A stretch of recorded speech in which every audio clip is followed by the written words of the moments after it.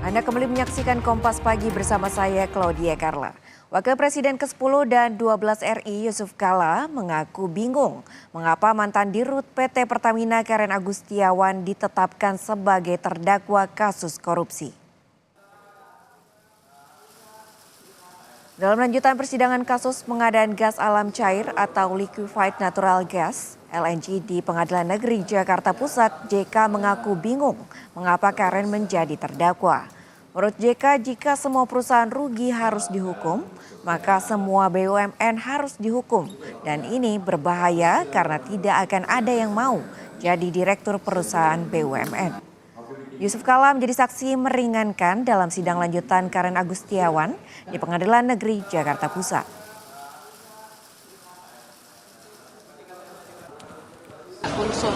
Iya, kalau dirut satu perusahaan berbuat sesuai dengan pandangannya bisnis itu, dan ini untung ini bisnis itu, hanya ruginya 2 tahun. Kenapa mesti 2 tahun didakwakan? Harus jangka panjang juga. Ya kan? Bisnis untung rugi biasa aja Pak ya? Bisnis kalau untung atau rugi biasa aja Pak ya? Biasa saja. Kalau semua harus untung, bukan bisnis namanya. Ya murni proses bisnis dan intinya COVID. Dan perintah jabatan berarti nggak harus dipidana ya Pak? Hah? Perintah jabatan tadi Pak?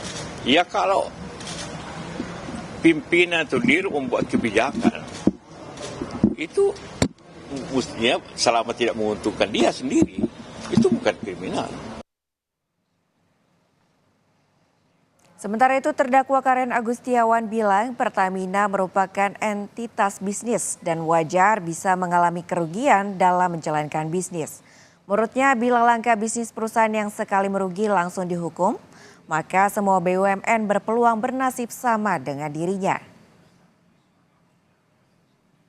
Tadi Pak JK sudah menyampaikan bahwa Pertamina itu adalah entitas bisnis. Jadi kalau misalnya belum digunakan ya boleh diperdagangkan gitu loh. Jadi dan pengadaannya pun bukan pengadaan seperti pengadaan di lembaga atau di departemen atau di kementerian. Ini adalah entitas bisnis. Jadi memang harus agile. Tadi Pak JK sudah menyampaikan yang namanya perusahaan itu ada untung rugi.